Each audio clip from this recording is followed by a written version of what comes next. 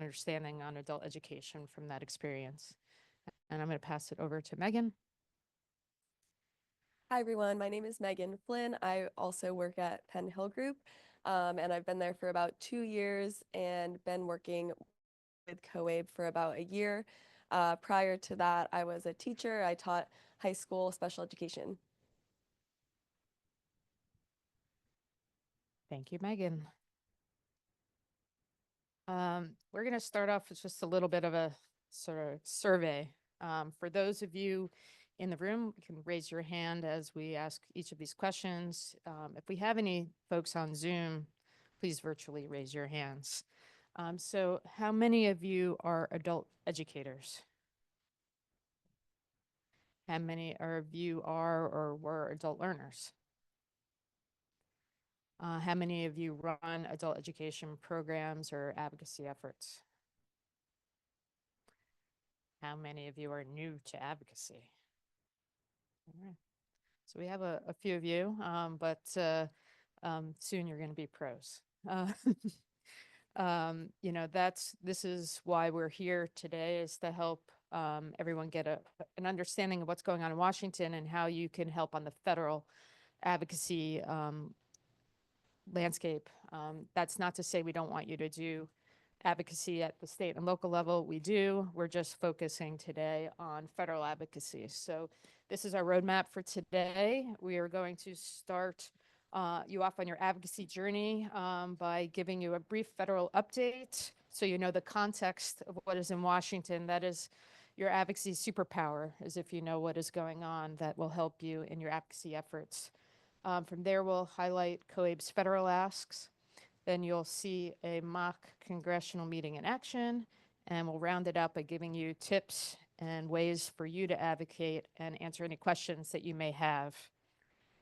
Our goal will be to demystify federal advocacy and leave you with tangible skills on how you can make a difference in support of adult education. We hope you will leave inspired, confident, and empowered to advocate.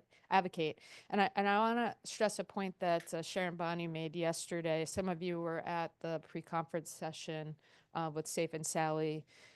She wanted to leave everyone with an expression of hope that even though things seem difficult and challenging, that with advocacy, we can bring hope to the work that you do and the learners that you serve. So that is our goal today. We wanted to add a little humor. This is everyone is looking around at what is going on in Washington and maybe wanting to close their eyes or turn up the television. Things are indeed different. We are not here to tell you any different. That is clearly a fact, that life in Washington and around this country and how politics and government are working is different. The norms of Washington have been upended in just a few weeks' time, and that has left many of us with intense feelings and also challenges for the work that we do day to day. We want to acknowledge that, but we also want to try to cut through the noise and try to give you some context on what is real, what is myth, and ways you can then tailor your advocacy in ways that can achieve results for adult education. To start things off, it would be, I think, useful to give you some just definitions of what things are happening, just so you can sort of use a little bit of that to understand what's going on. One of the key words is reauthorization. That is the process in which Congress takes a law and looks to update it and renew it and strengthen it so it works for current practices and maybe takes us even into the future. That is the process that has been going on for the last couple of years on WIOA, the Workforce Opportunity and Innovation Act, which funds adult education through Title II. The process almost got done at the end of last year in December. The law hadn't been reauthorized since 2014, and so the bill that was going to reauthorize it was called the Stronger Workforce for America Act. It was a bipartisan bill developed by the House and the Senate. It included a lot of adult education components of things that COABE supported through the Adult Education Works Act, which we'll talk a little bit more about later. Um, so once you have an authorization bill, that doesn't get you money. What gets you money is an appropriations process. That is, Congress controls the power of the purse, and Congress decides how much it will provide for discretionary programs like adult education and other WIOA-funded programs. This happens through the appropriations process. It's an annual process. The federal fiscal year runs from October 1st to September 30th. And everything has to be done year by year. Funding has to be renewed. It's not automatic. So an authorization bill can say adult education should be funded X dollars, but until Congress passes an appropriations bill and sets forth the exact number, dollar figure for adult education to be funded, it doesn't get funded. This year was a little bit tricky. We are currently in fiscal year 2025. The federal fiscal year is 2025. It's also the same as the year. We normally pass an appropriations bill that takes new funding levels into consideration. Congress and the House decide what those new funding levels will be and pass an appropriations bill. Well, this year, because of the change in administration and the new Congress wasn't able to come up with an agreement on new funding levels. So what it decided to do is to pass a full year continuing resolution. Normally, Congress passes short-term continuing resolutions just to keep the government funding going long enough for Congress to come up with an agreement and work with the president to get to that final passage. This year, they were not able to do that. So what they did is decide to extend all of fiscal year 2024 money through fiscal year 2025. But then they added a wrinkle, where I should say they didn't add the thing that they needed to do, which was to say that every funding level from the appropriations tables, which is how normally programs are funded, they didn't include that language requiring the table to be used, which gets you down to the program level. So right now, that leaves some flexibility for the administration and the Department of Education. Adult education is funded in the same section of law as the Office of, or Career and Technical Programs, CTE, Perkins Act programs. And so there is some flexibility that would then be given to this administration to decide to move funding from adult education to CTE. We at COABE are working, we at Penn Hill Group are working to support COABE's efforts to push the administration to not do this. And we are also working with our champions in Congress to push that as well, to really ensure that fiscal year 2024 levels at the program level, so for adult education, would be maintained. That is the expectation of the appropriators, and so we are working hard with them and with other champions to push that. The last thing, this is just in terms of definitions, is budget reconciliation process, because I know you're hearing that a lot. That is not dealing with adult education in any way, but it does deal with things that your learners may have access to, and things that we all have access to, taxes. The budget reconciliation is a broad-based bill. It can only change spending or revenues, so it deals with tax cuts, it deals with our debt limit, and it deals with mandatory spending. So remember, adult education is discretionary spending, so that goes through the appropriations process, but things like Medicaid, SNAP, student loans, some of the Pell Grant, part of the Pell Grant program, those are through the budget reconciliation process.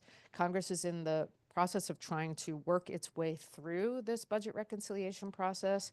This requires the House and Senate to come to an agreement, and it cannot be filibustered in the Senate. So that means it just passes on a majority vote, unlike any other legislation in the Senate. So that means Democrats will not be able to stop the kinds of cuts that we have heard some of the Republicans putting forward. That's just the reality of how the situation is. It's really just the majority party and the president gets to work out their agreement. And once they all come to an agreement, that bill will pass. There's a lot of advocacy that will go on to try to push members on the majority side to not have cuts be as big. There are a lot of already talk by some members on the majority side who don't want to see, let's say, big Medicaid cuts. So there's a lot of road to go, but I just want to allay you that it doesn't address adult education. So when you hear budget reconciliation, it deals with other issues on the mandatory side and taxes, but not adult education. So is that clear in terms of the definitions of where we are? Great. Definitions. We did attach the PowerPoint slides to the Hoover app, so you have access to everything that you'll see on the screen. Thanks. The other thing that you're hearing a lot about in Washington are executive orders. We've put on the screen some of the ones that address or impact education as of just last week. There have been, I think, as of yesterday, 103 executive orders that have been issued. So these are just a small percentage of them dealing with education. But some of these you have probably heard a lot about and may have been impacting your programs. One in terms of eliminating DEI programs, others relating to reducing the federal bureaucracy, and the last one to abolish the Department of Education. These are, and there's a lesser known one to take down the non-statutory components of the Institute of Museum and Library Services. So I know some of you work in the library field, and so that is another one that may be impacting the work that you're doing. To just be clear, as we're looking at some more in terms of definitions, I wanted to talk to you a little bit about what executive orders can and cannot do. So executive orders can order the Department of Education, in this case, because we're talking about Department of Education programs. It can tell the Department of Education to do things, to take certain actions, to make certain policy changes that don't require an act of Congress. And they could also say that prior administration's executive orders are null and void. What they cannot do is violate existing federal law or write a new statute, typically. Uh, as you have no doubt seen, there are a lot of court cases on some of the executive orders that President Trump has issued because they do, in fact, violate existing federal law or intend to try to violate existing federal law. So we're going to see how those court cases work themselves out. But as we're getting to just a little bit more granular detail, we wanted to look at the abolishing the Department of Education executive order. Department of Education is still standing. There's still a building. Funding is still flowing from the department to programs, certain programs at least. The president and his administration do not have the power to execute everything in the executive order to dismantle the Department of Education. It lets the American public and the agency know that's what his priority is, but Congress would have to pass legislation, a whole range of legislation, to actually operationalize the administration's efforts to dismantle the Department of Education. And there is not an appetite to do that. Let's say the Office of Adult Education, Career Technical Education, OCTE, is in law. That office is enshrined in law, so there has to still be an office that focuses on adult education. That said, the department can dismantle the department through other ways, and one of the ways we have seen is by reducing staff. And we have seen that even at OCTE, that the president is trying to reduce the total staffing by half. And this is happening across other agencies, not just at the Department of Education, but there's a lawsuit on that as well. So these are the kinds of things that we'll have to stay tuned and watch.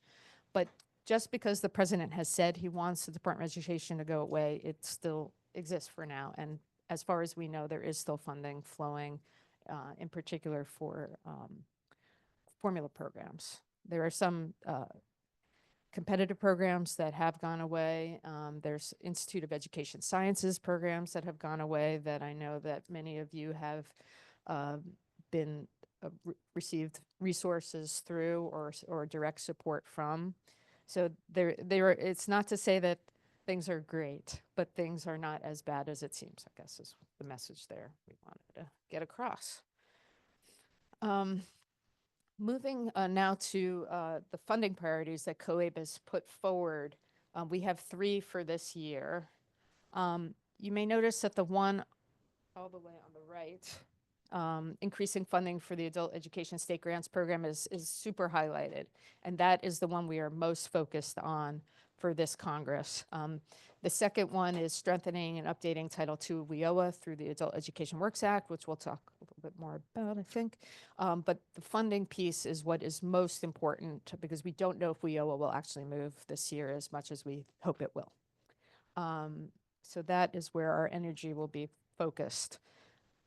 On the funding side, there's sort of a good story here to tell.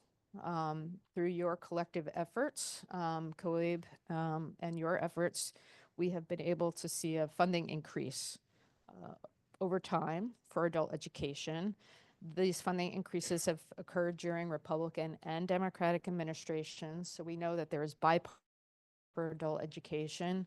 We know that even during the Trump administration, the first Trump administration, we were able to increase funding. So all is not lost. In fact, it just shows you more that the work that you will need to do as advocates to ensure that we protect adult education funding and even see increases for that. And we're hopefully going to give you those tools to do that. Here we wanted to just show you even more of your advocacy in action. The Adult Education Works Act, which is includes all of COABE's recommendations for the WIOA reauthorization. Many of those were incorporated into the Stronger Workforce for America Act, which was that bipartisan WIOA bill that I referenced earlier. And you'll see where we have check marks. Those are the things that COABE was able to get into that bill already, increasing efforts for professional development and professionalizing the adult educator field, focusing on digital literacy skills, promoting IETs, and where we need to still make some ground if WIOA is to be taken up this year is to improve coordination between Title I and Title II and to promote more innovation within the performance accountability system. But generally, we just want to show you this is how advocacy works in action. Like there are things that COABE put forward and said they wanted to see in WIOA, and these many provisions, and it's 4 big buckets, but there are a lot of provisions that make that up, that equal that effort and the work that you're doing. How did we manage to get this to happen? It's because we have champions in House and Senate. Listed a couple here on a bipartisan basis. You have Senator Reed of Rhode Island, Senator Todd Young, Representative Lucy McBath, and Representative Daniel Goldman. They have led the Adult Education Works Act and or the funding request letters that go in every year. There are many more champions, but these are the main champions. And what we want to do with your advocacy is get many more pictures up here for next year when we do this presentation. So that's your charge for today. And I'm going to pass things over to my colleague, Megan.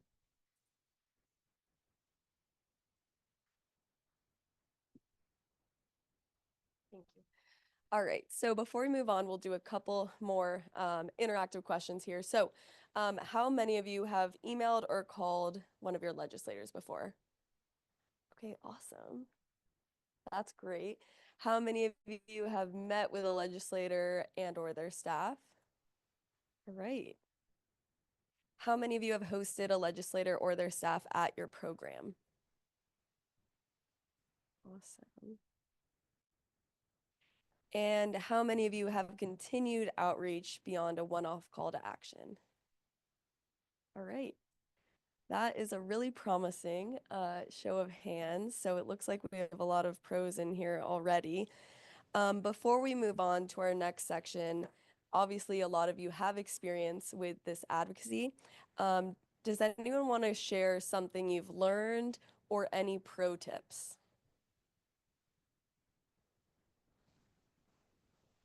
Yeah.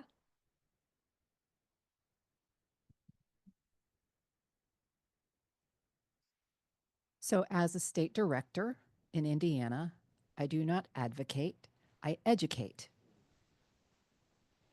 And I educate all the time, anytime I have the opportunity to send data to staff just to let them know what we're doing in Indiana.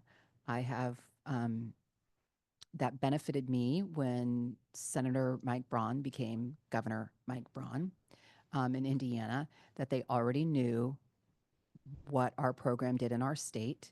And so sometimes the efforts that you do today, you won't see fruit until a year, 2 years later.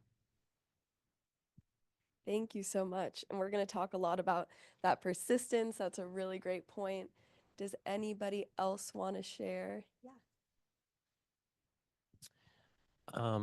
I am Jeff Fantine. I'm with the National Coalition for Literacy. I've been doing a lot of letters to legislators in this new role, as you might imagine, the last few months. I have found that I used to think that it was about quantity. Like if I could just do like a standard message and get it out to as many. But I have found that if I do a personal, and sometimes it takes time to like find that personal thing. Like with Representative Wahlberg, he was new on the chair of the Education Workforce Committee. I looked at his website, knew he had a familiarity, strong thing for military. So I put that in and put a testimonial about what Adult Ed does. Anyway, I found that when I do that personal thing, like with something that they might be interested in, there's more response back from either them or their staff. So that's the tip I wanted to share. Thank you so much. That's a great point about relationship building that we're going to talk more about. Anyone else want to share? Yeah. Last one. Yeah, I think something that I found helpful is just finding space to thank them for something. Oftentimes we're reaching out and we're always asking for more and more or something different, and just trying to, even if it's somebody that you don't agree with on a lot of things, do your research, find one thing that you have in common or one thing that they supported, or just thank them for being in office, because that's a lot of work. So I think just extending that to our elected officials on any side of the aisle is welcomed.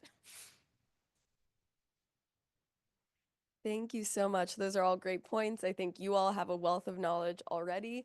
That's great to share with each other. So thank you for participating. So we've talked about this a little bit, and we talked about the federal landscape, and you might be thinking that right now is not the time that we're going to make great funding strides. But one thing we wanted to mention today is just that preparation is key. So we want to be prepared for whatever happens next. And that part of that preparation is our advocacy, or as Marilyn said, our educating. You may have heard the saying, if you're not at the table, you are on the menu. So we want adult education at the table, and that's what we're going to talk a little bit more about today. Like Lee said earlier, we want your voice to break through all of the others who are advocating for their priorities.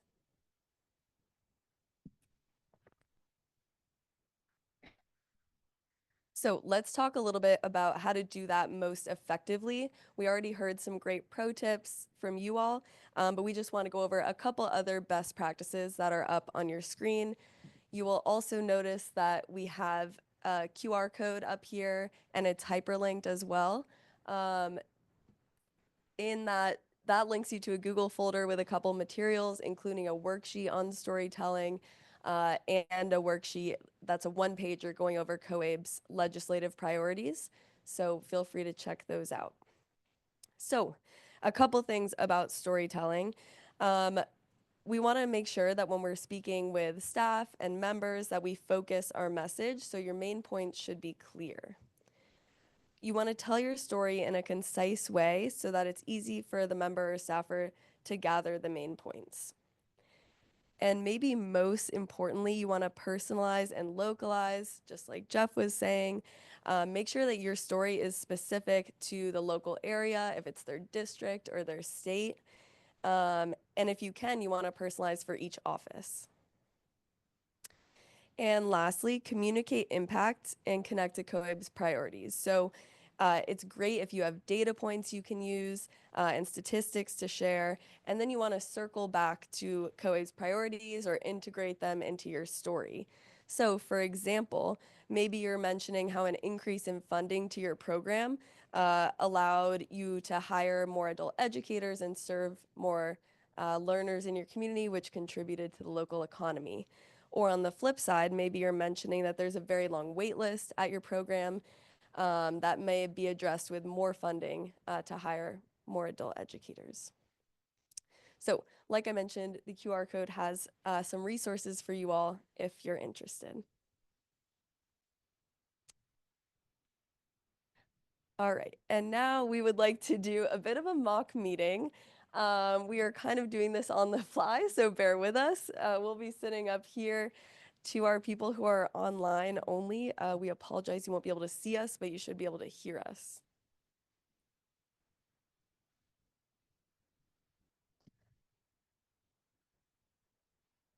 I am playing the role of a member of Congress, their staff person. And let's say it'll be from a Republican office, because I think that is where you might find you need to really flex your storytelling message the most. And I will be an adult educator. Hi, Megan. Welcome to Washington. What brings you here? Hi, Elise. Thanks so much for making the time. My name is Megan. I'm an adult educator at the East Tennessee Adult Education Center in Knoxville. I'm also a member of COABE, which is the leading professional association for adult education. We represent over 82,000 adult educators across the country who serve over 1 million learners in over 2,300 WIOA Title II programs. I'm here to discuss 2 requests. First, we want to increase investment in adult education and also modernize adult education in the upcoming WIOA reauthorization, if you all move on that this Congress. I wanted to share a little bit of information about our program. 23% of adults in Knoxville do not have their GED. We've heard from local manufacturing companies that our programs have increased their productivity by bringing them skilled workers. And many of the workers at the manufacturing company were educated at the East Tennessee Adult Ed Center. One of our students, John, was recently promoted to manager, and he regularly comes back to the program to share his experience and story with our other learners. And with more funding for adult education, we could offer our services to more adults in our community. Wow, that's very impressive, the work that you're doing. Mind you, these are all made up statistics. That's just part of the on the fly part. Um, so Megan, I hear what you're saying, that you would like to see more funding for adult education, and you've brought up some very interesting and important facts about how the funding is working. But as you know, it's very difficult right now with the federal budget in Washington. The president wants to eliminate the Department of Education. Like, what are you seeing as the way that we could even raise the amount of funding for this based on these circumstances? Yes, we absolutely appreciate that funding is tight in the federal landscape right now. But we want to just emphasize the importance of our programs and how they impact our local economy. We know that the more investment our programs get, the more adult learners we can educate. And that results in fewer people on welfare, more people contributing to the economy and our local community. And so we think that just really shows that there is need for this funding. What we're trying to be so efficient with the federal dollars. What can you speak to in terms of the return on investment that we might get for adult education in Tennessee or in East Knoxville in particular? Absolutely. So I have a one pager that I'll be sending to you after this meeting with additional data. But 91% of our learners have gone on to get their GED. Many of them also go on to attend community college and or land a high paying job. Well, that's also very impressive. Um, you also mentioned wanting to strengthen adult education. I think you mentioned there's legislation that you were interested in and my boss supporting. Could you speak to a little bit more why you see that we need to innovate with adult education to get even more results? Absolutely. So we want to do as much as we can with the funding that we get. And we would love for your boss to co-sponsor the Adult Education Works Act. It includes our priorities for a WEOA reauthorization, including making sure that Title I and Title II dollars are coordinated, and that we strengthen IET programs. And I'm happy to send you a summary of what the other provisions of the bill. So I know you're speaking on behalf of your adult education program. Who else would you say supports the Adult Education Works Act? Who could I tell my boss that there's really a groundswell of support for this in our district? Sorry, in your district or in your okay. So in Knoxville, we, like I mentioned, the manufacturing company, but we have people on the workforce boards that also really support our programs and recognize the impact that they have. So we feel like we have a lot of support from our community and recognition of our good work. Great. Well, I have to run now. The boss is calling me and saying I have to go, but this has been wonderful to meet with you and to hear this, and I look forward to getting those materials that you're going to share.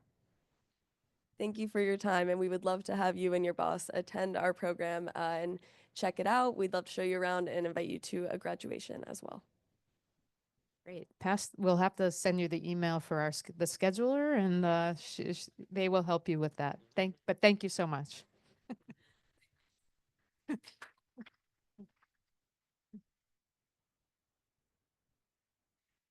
All right, so thank you for bearing with us for that on-the-fly mock meeting. Does anyone want to offer a little feedback on something that we did well, or something that, or me, I guess, something that I could have improved on in your experience?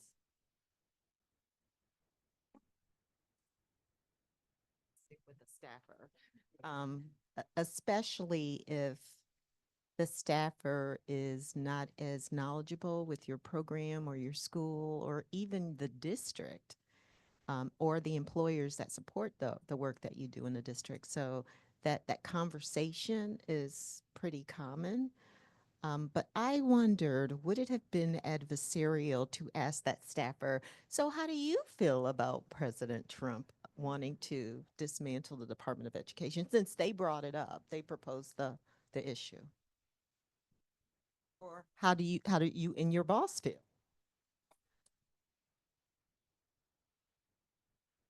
My sense, if you go into a Democratic office, they're going to say that they oppose this and that they'll say that they want to support education back home in their state or their district, and they feel like that is not the best way. I think you probably would hear a Republican staffer sing from the same song sheet that their bosses are. They're all are very much like, we want to return education to the states. And that's interesting because adult education funding goes from the federal government to the states for then you to do the work that you're doing at the local level. And I think you can turn that on its head and say, like, this is exactly what we are doing. We are taking those federal dollars ensure that our state maintains its commitment to adult education. Without those federal dollars, the state may say this is not a priority anymore, and they may not serve the kind of people who need these services within your district or your state. But I would probably just be careful, just because I think they will just parrot back kind of what they've been told to, because they can't deviate from what their boss says. Like, even if in their heart of hearts they don't believe that, they have to sing from that same song sheet.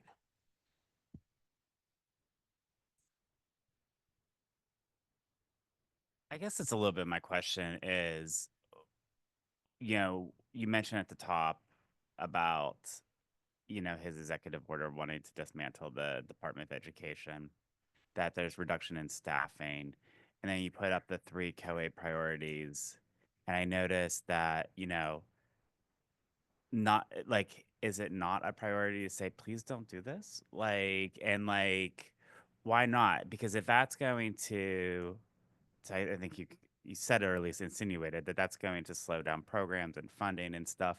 Why is asking for more funding more of a priority over, please don't take away this mantle? So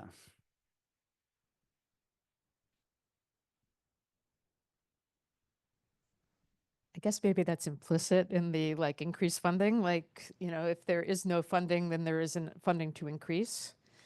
So I think there is this moment to advocacy. April starts tomorrow, and we want you to be advocating for increased funding for the next fiscal year, but for the current fiscal year to actually have them maintain the funding from FY24. And we'll make sure that that messaging gets out in some terms of all of the advocacy April materials that you're getting. We want there to be Octave staff to run these programs. We think that that is how you actually efficiently operate dollars, and how there's place and people for you and your programs to go to get support and the work that you're doing, technical assistance and other support. So I think it's just implied in a way. Certainly, if you want to lead with that, we want you to maintain the Department of Education. We want you to maintain Octave. We want you to maintain funding and actually increase it. I think those are fine things for you to say individually. I think COABE just wants to be very forceful that funding and increasing it is like the main top priority. And then certainly if WIOA is going to happen, we want the Adult Education Works Act. And Marilyn is here. Senator Young has agreed to co-sponsor that again with Senator Reed. So I think that will be introduced this week.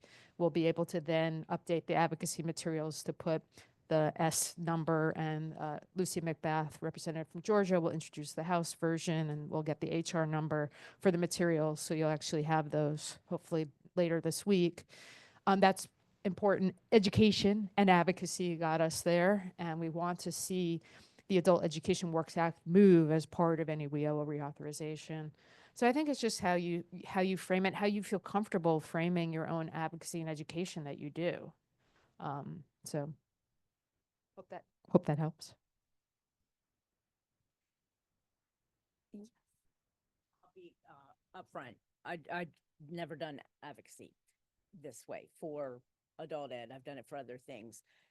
When you were doing your mock part and you said, I'm going to send you something later, if you had set the appointment, could you have sent it ahead of time so that the person could actually have some knowledge before you met, and your meeting is about putting it into context instead of doing it later? Okay.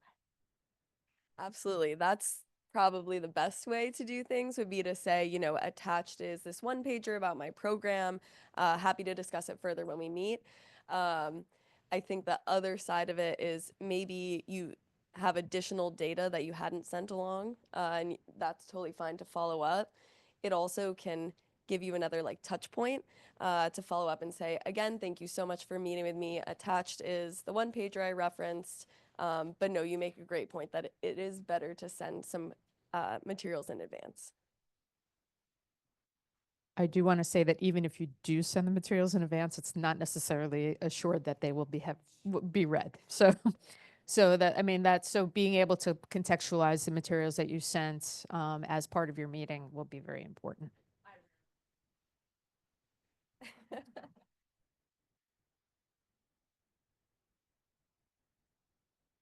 So I have a slightly different question. I'm from DC, Washington, DC, and you know we don't have a vote. Puerto Rico, Virgin Islands, we don't have a lot of power right now. And if you, just my one plug, if you're following the CR, has cut our current budget by $1.1 billion, which means that, you know, for us, we're an adult charter school. We've got to reduce our budget by 17%, $2.9 million. So if you're in a red state or any state, you know, if you could also push that the district should have control over its local budget, we'd really appreciate it. But what would you recommend for those of us who don't have a vote. I mean, we can absolutely, I think the COABE broad agenda raises all boats, because we are getting resources from there, but any guidance, any support, advice on sort of what that means for places that don't have a vote in Congress.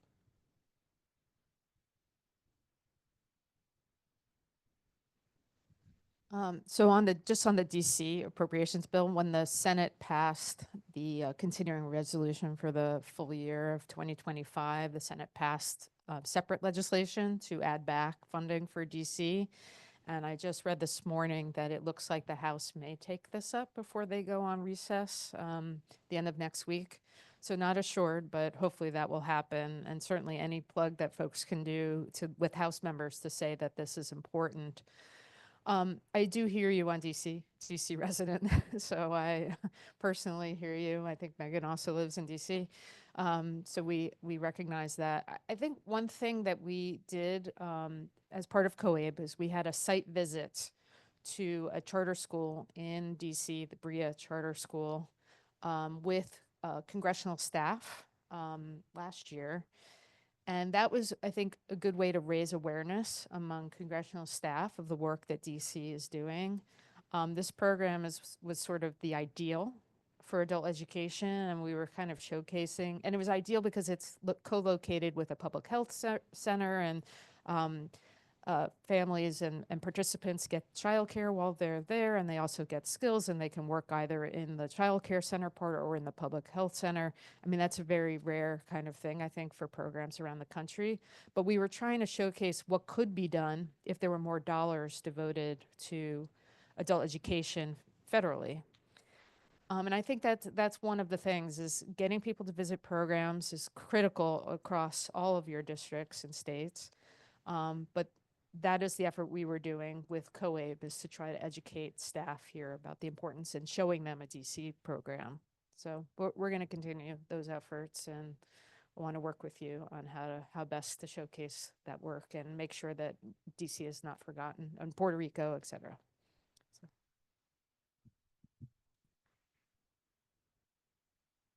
All right, we'll do one more question, then we will have time for Q&A at the end as well. Oh, you want to wait? Okay.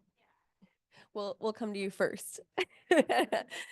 All right, so thank you for some of that feedback on the mock meeting.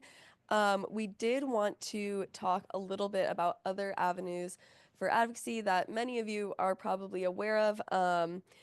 But meeting, whether virtually or in person, is not the only way to advocate for your program. So in addition to those types of meetings, you can also use COABE's 3-click software to send an email to your member of Congress. By a show of hands, how many of you have used that on the COABE website? Okay, great. When you do use it, or if you do, don't forget to personalize it. So we set it up so it's a template. Like Jeff was saying, it's great if you can add a line or two saying, it was great when we were able to meet a month ago, and then continue on, so that they remember you and you continue that relationship building. A couple other things that we've talked about a little bit, invite them to see your program. You can go to a town hall and talk about adult education. You can call your member of Congress. You can tag them on social media, like Twitter or X. You can write a letter. And then, like we did in the mock meeting, you can invite them to go see a graduation or other event at your program.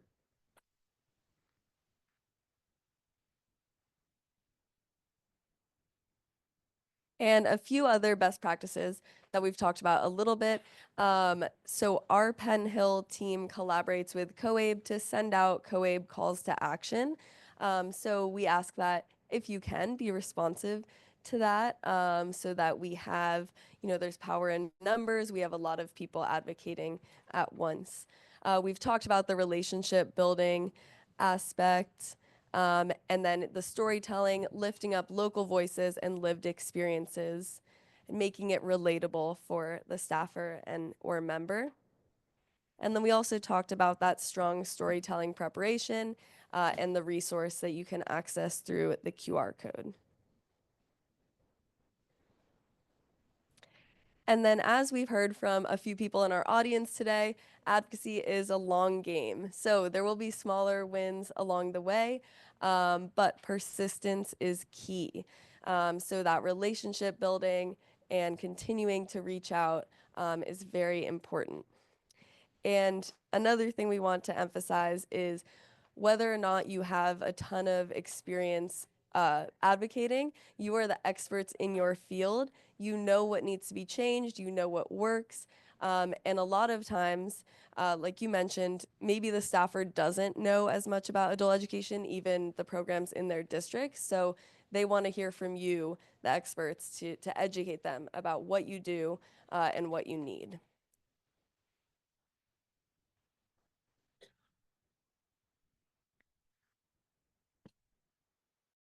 The asks that we talked about earlier, I don't want to go too much in detail on these since we did spend some time.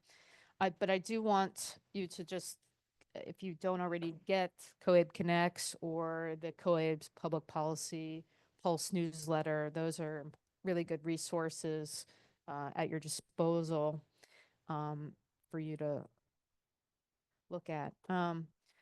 What we want to do is just make sure that you are the advocate, like you are a voter, like your voice matters to the member that you're meeting with, or even a staff member. And in fact, if you meet a staff member that's, as a former staffer, I will say that is equally as good and sometimes even better, because what the member of Congress might do is spend time chit-chatting with you about how things are going locally, or what restaurant you might have eaten when you've, been in their district or something like that.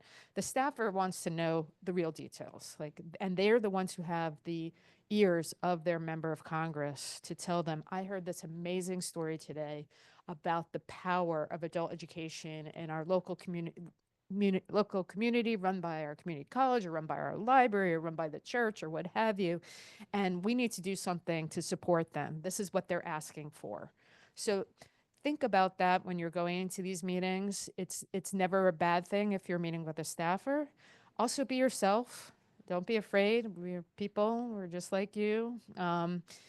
We staffers they're curious generally, and they want to have you have a good meeting. I mean, I think generally they're not going to bite your head off.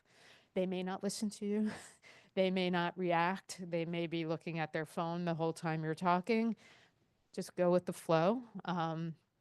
You never know what you might end up. I know some of these meetings will be virtually, some of them will be in person, depending on how you go.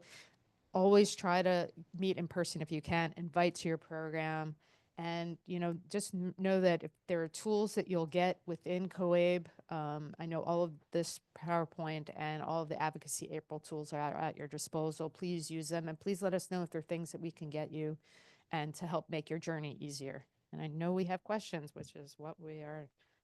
There we go. Questions. I'll just start with one question from the chat, and then I know you're up next. Maria asked us, how does one get to the point of scheduling a one-on-one meeting like the mock meeting?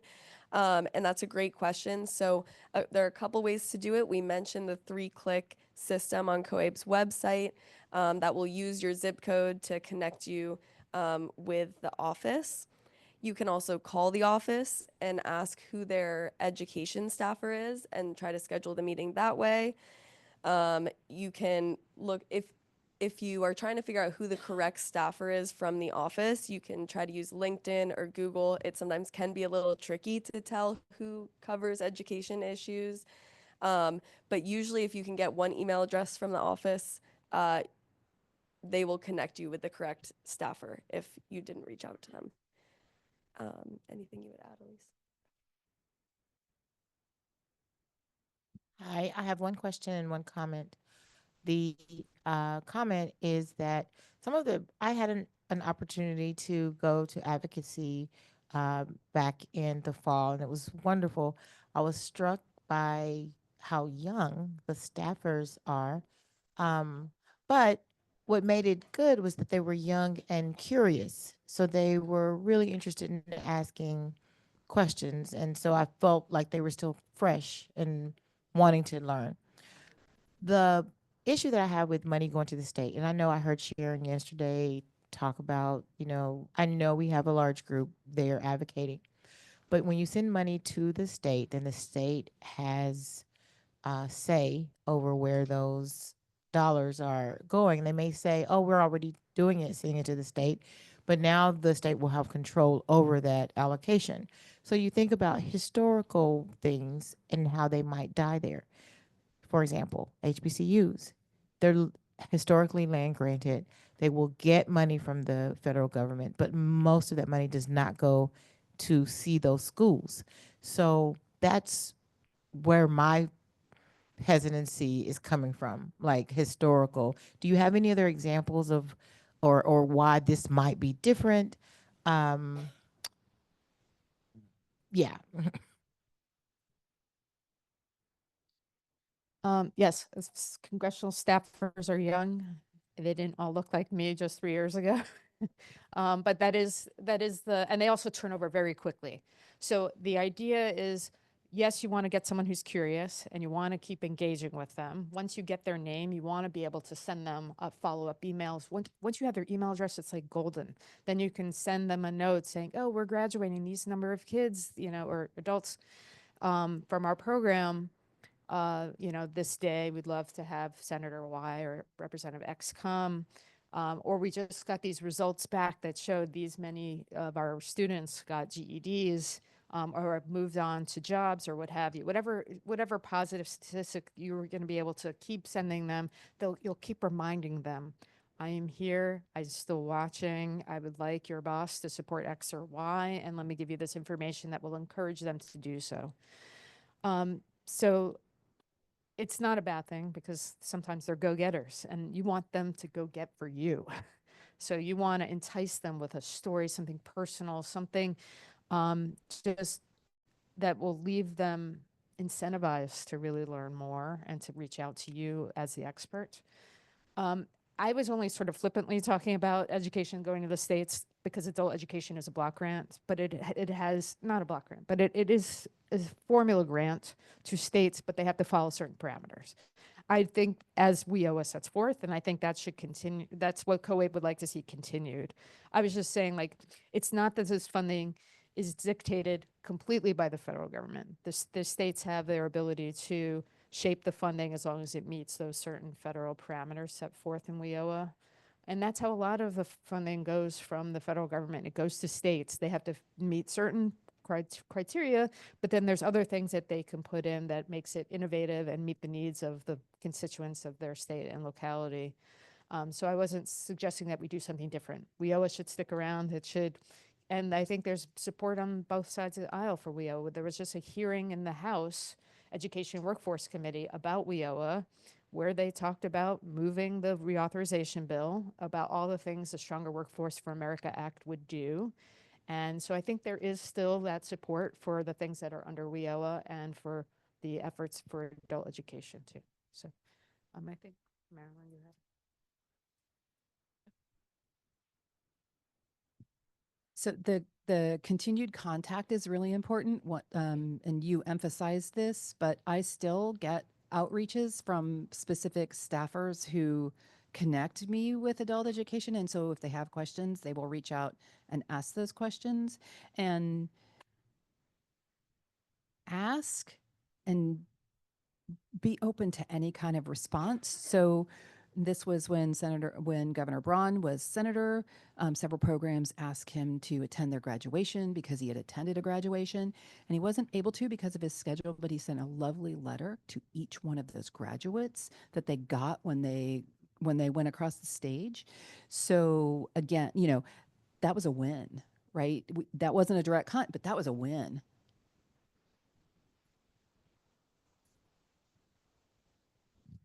Thank you. I saw one question. Thank you. I wonder what advice you might have for someone trying to advocate not only to a red state, but when you are a borderline DEI federally funded grant program. Like the population that we serve is one that is more or less targeted by the current administration on the federal level and the state level in my state. And a big part of me is like, I want to advocate for my program and the population we serve. But a smaller part of me is like, maybe I just try to fly under the radar and not like highlight something that would be a cut that might really make sense for them.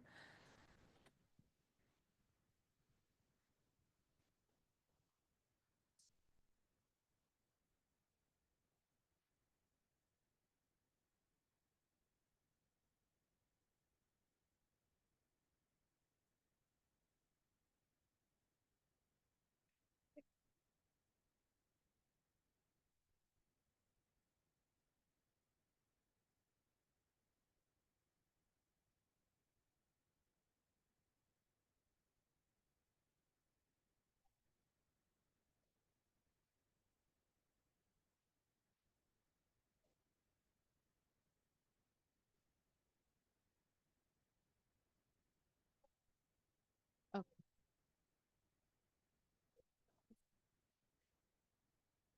okay. I just, the people at home can't hear us, so, uh,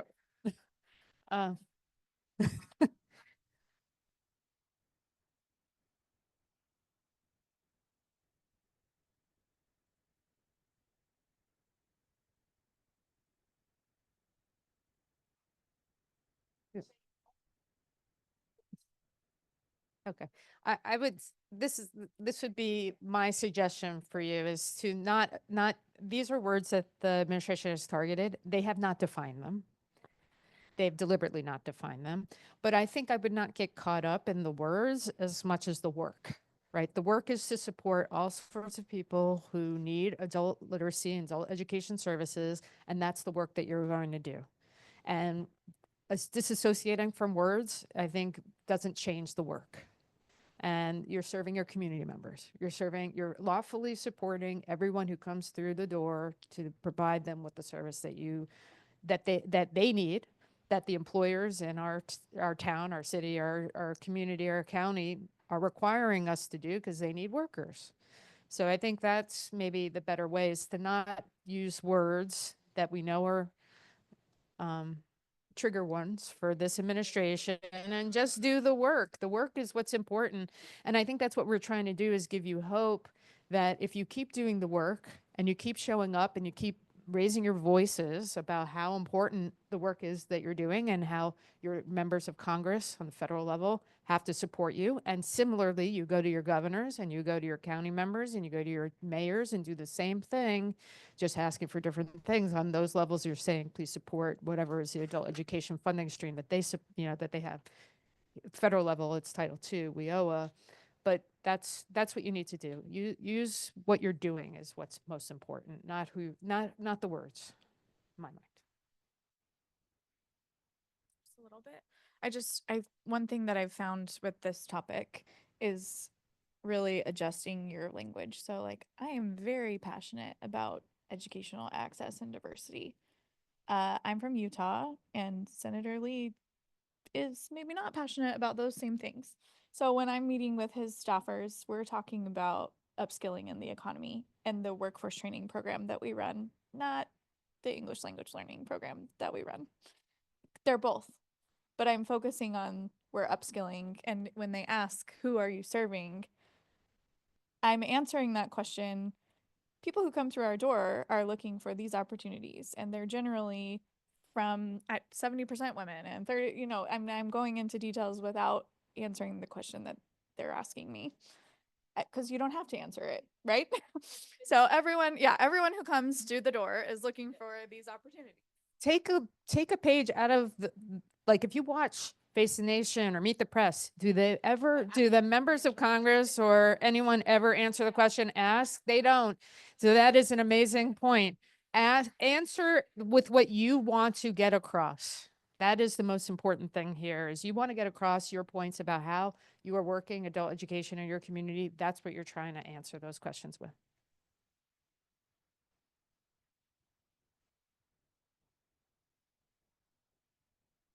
Sorry, just to kind of add on, how do I get that message across? Because by very definition, I'm at an HBCU and we are DEI and we are getting hit from every single direction. I live in Tennessee. So the majority of our students that come to our programs are low income students. They are diverse. They are the very definition. I've had to go through and scrub my website of anything that even signifies DEI, but we are getting funding cuts from every direction on every level because we are an HBCU, Meharry Medical College.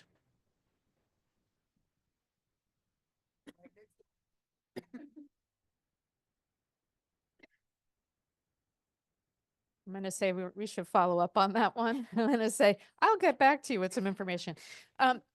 It's interesting that you say that because I know this administration has been supportive of HBCUs, or at least that's the lip service that they have given. They signed that, President Trump signed that increase during his first term, as I recall.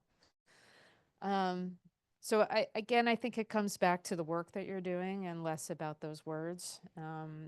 Obviously, the point of the work you're doing is to provide equity and increase access.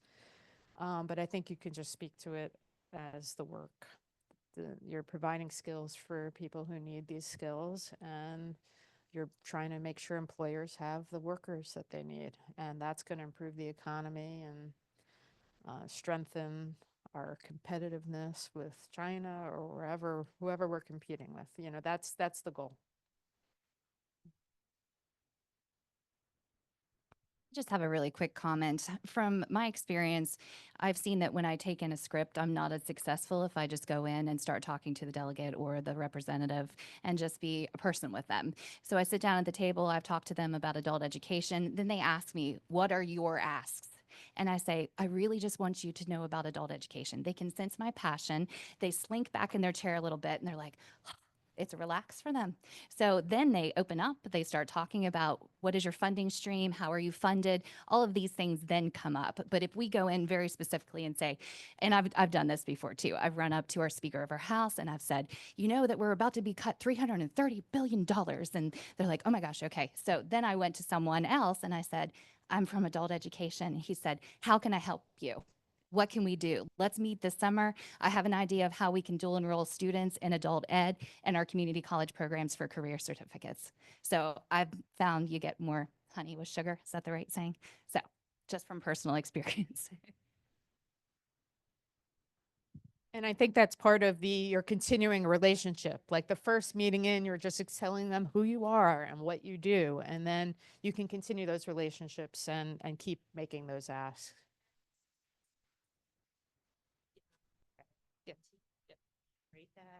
That we are the experts, they're not, they do something else. And I think, truth be told, they don't know what's going to happen. And so that's why we, as the experts who do the work, keep talking about the work that we do and not allow ourselves to be intimidated by this process. For sure. I have a question, and hopefully I won't need the mic. I've been charged by our state board to create a student team that's advocating for adult learners, and there are two challenges. One is recruiting students. What I hear from directors is they've got families, they've got jobs, they've got two jobs, they've got this, they've got that. Anyone in this room work with students in this capacity as advocates? And if you have, then what are the strategies to recruit students to get involved? That's my first one. And the second one is, what are the organizational groups that can guide me as I go through this process? Because I'd like them to be the voice, not necessarily me or others, both at the director level, but at the state level and at the federal level as well. So if there are groups out there that do that, it'd be helpful.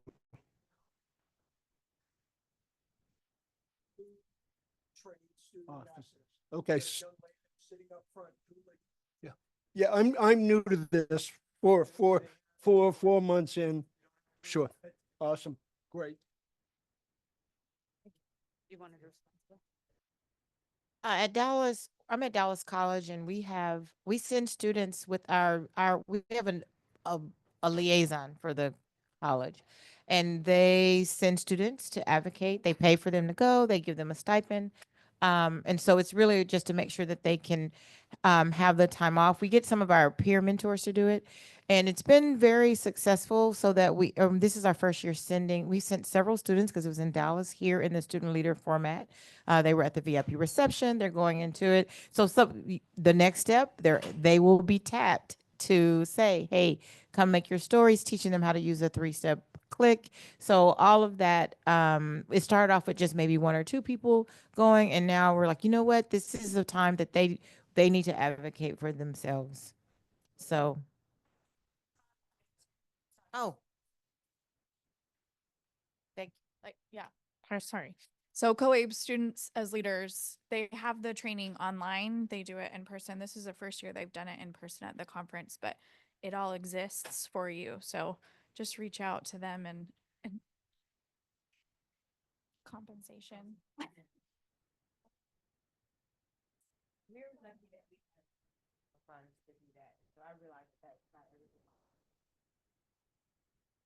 I'm just going to add, I'm from Louisiana and we're just getting started down this road, but a great connection is Jamie Trulio with New Mexico. She does a phenomenal job with ambassadors, and that's kind of like my go-to.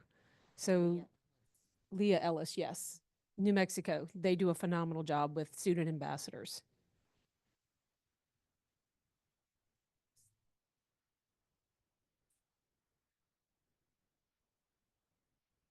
All right, we're almost at time. If there's any last questions?